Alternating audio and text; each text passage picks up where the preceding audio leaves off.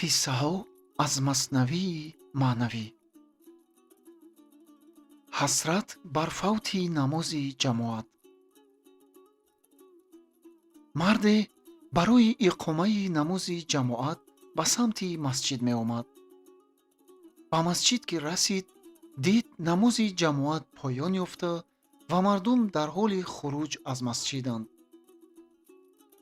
мард дигаргун шуд ва оҳе аз дарун баровард.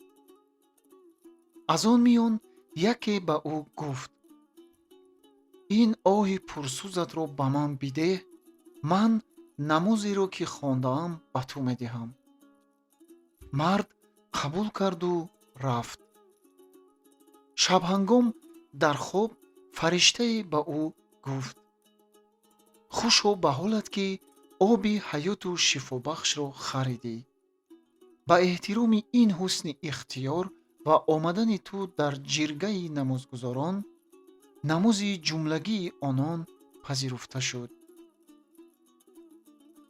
он марди покният ҳам худ баҳра бурд ва ҳам дигаронро баҳраманд кард.